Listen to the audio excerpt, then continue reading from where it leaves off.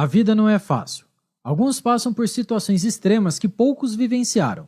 Mesmo assim, conseguem encontrar força e propósito para enfrentar as adversidades. Qual o segredo dessas pessoas? Este é o Visão Libertária, sua fonte de informações descentralizadas e distribuídas. Esse artigo foi escrito por historiador libertário, revisado e narrado por Coreia com K. A história de Viktor Emil Frankl é uma comprovação da força mental e da resiliência humana. Ele era neuropsiquiatra e psicólogo, nascido em Viena em 1905.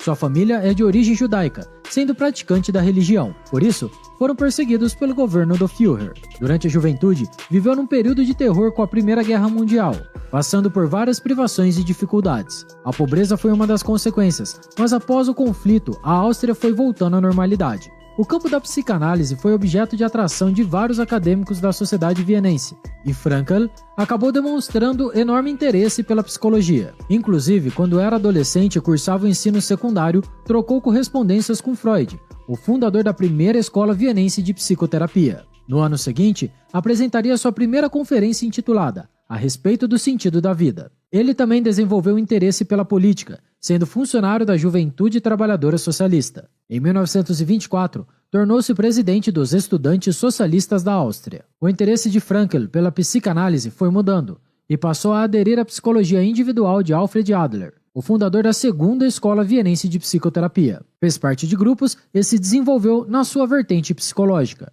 Passou a ter suas próprias ideias sobre a área, acabando por levar a um rompimento com Adler. Viktor continuou a estudar medicina e no ano de 1926 empregou o termo logoterapia, que seria o nome de sua teoria psicológica. A logoterapia se concentra no sentido da existência humana e na busca por esse sentido, sendo ela a principal força motivadora do indivíduo. Mesmo as pessoas miseráveis em condições terríveis conseguem encontrar esse sentido, na visão de Frankl. Em 1938, a Alemanha anexou a Áustria sob ameaça de invasão. O novo território, sob o controle do Führer, logo se tornou um local no qual as leis do partido e as políticas antissemitas seriam praticadas com todo empenho pelo governo austríaco. Inicialmente, Viktor foi obrigado por lei a atender apenas pacientes judeus. Mesmo assim, fez um bom trabalho e conseguiu salvar muitos deles da eutanásia praticada pelo governo alemão mediante diagnósticos falsos. Nesse mesmo período, apesar de ter um visto para fugir do país e emigrar para os Estados Unidos, o neuropsiquiatra tomou uma difícil decisão: permanecer em Viena. Sua principal obra sobre logoterapia foi terminada em 1941, mas infelizmente foi preso pelo partido. Seu destino foi o campo de Theresienstadt, sendo este o primeiro dos 4 que seria prisioneiro. Em sua obra Em Busca de Sentido, um psicólogo no campo de concentração, Viktor fala como conseguiu sobreviver e o que aprendeu com isso. Um dos motivos de ter sido capturado foi porque não quis fugir do país, pois queria cuidar e proteger sua nação. Apesar de todo o desespero e terror que o campo proporciona aos prisioneiros, existe uma possibilidade da pessoa encontrar o sentido do sofrimento e ter a esperança de vencer esse desafio. Ele faz o indivíduo enfrentar o desespero e o sofrimento, dando um significado maior a toda aquela experiência difícil, almejando um futuro diferente com propósito. Alguns dos prisioneiros que queriam morrer e que Viktor chegou a questionar responderam dizendo que não tinham mais motivos de continuar vivendo, pois nada esperavam da vida. Viktor os alertou que era a vida que esperava algo deles e que deviam deixar um legado no mundo, algo maior a conquistar. Os campos de concentração alemães e soviéticos foram criados em diversos países chefiados por ditadores, visando despersonalizar e desumanizar as pessoas. Isso exige que os prisioneiros tenham que fazer uma escolha existencial.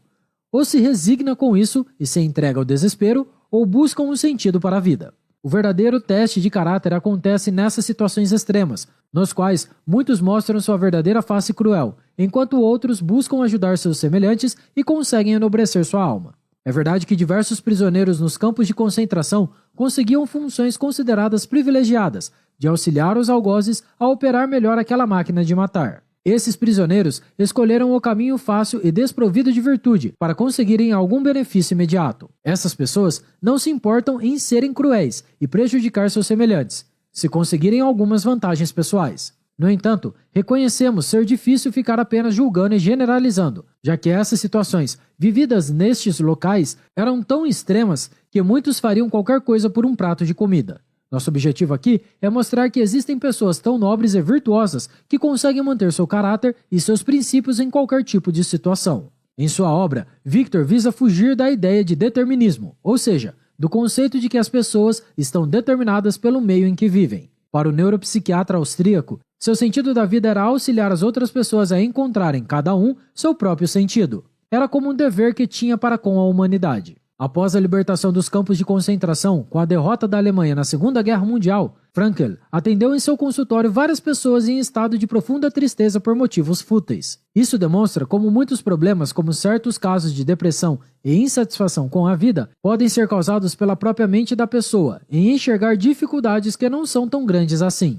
Indivíduos de visão pessimista ou que querem uma vida fácil acabam superdimensionando qualquer problema ou desafio que enfrentam. Frankl viu que alguns prisioneiros nos campos focaram em melhorar o corpo e ter alguma força física, mas que acabaram morrendo antes de outros mais fracos fisicamente, mas que tinham enorme força mental. A força psicológica se mostra como algo até mais importante do que apenas o físico, pois a pessoa consegue lidar melhor com a angústia e a sensação de desespero.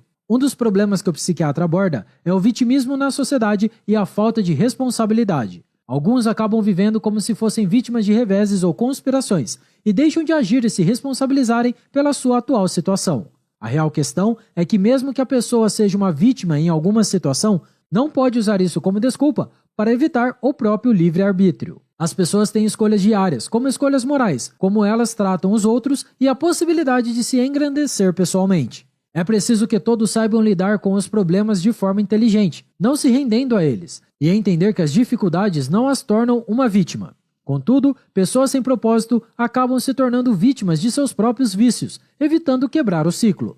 É importante lembrar de uma frase do filósofo alemão Friedrich Nietzsche: "Quem tem por que viver, supera qualquer como." Muitos dos sobreviventes do Holocausto saíram daquela situação com uma sensação de culpa por conseguirem e outros tantos não, mas só conseguiram porque deram um sentido àquele sofrimento. Desistiram de desistir e achar que estava tudo perdido, e tiveram esperança de um futuro melhor e de que eles poderiam ajudar a construir esse novo futuro. Um termo cunhado por Viktor Frankl é o pandeterminismo. Ele define como a visão do ser humano que descarta a sua capacidade de tomar uma posição frente a condicionamentos, quaisquer que sejam.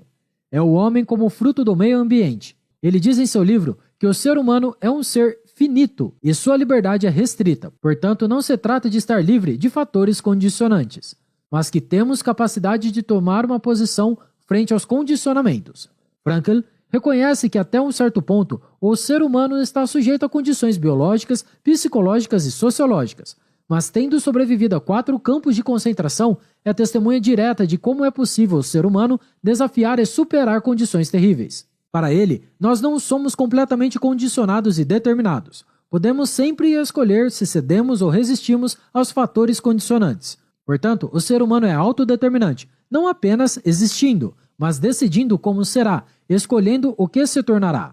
Sua história foi realmente trágica, afinal, perdeu quase toda a sua família, devido à perseguição dos alemães aos judeus, tendo somente ele e uma irmã sobrevivido. Mas sua história é uma prova que podemos resistir a situações de privação e de violência extrema, superar os condicionamentos do meio e encontrar uma missão neste mundo.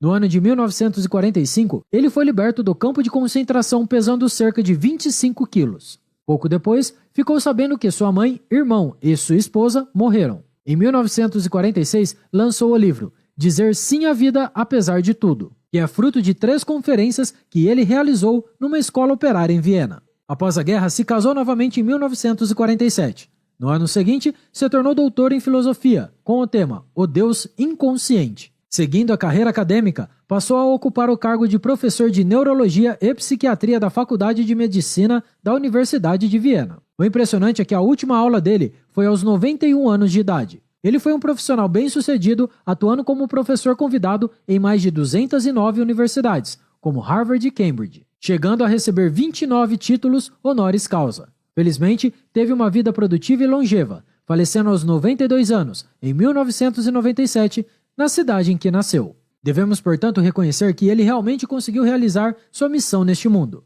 divulgar que todos temos um propósito, e apesar das dificuldades e condicionamentos que a vida nos impõe, o livre-arbítrio existe. Ele escreveu em seu livro, Em Busca de Sentido, a seguinte constatação: nossa geração é realista, pois chegamos a conhecer o ser humano como ele realmente é. Afinal, Ele é aquele que inventou a câmara de gás em Auschwitz, mas também é aquele ser que entrou na câmara de gás de cabeça erguida, tendo nos lábios o Pai Nosso ou Shema Israel. Obrigado por sua audiência. Se você gostou desse vídeo, clique no ícone de curtir abaixo e compartilhe em sua rede social.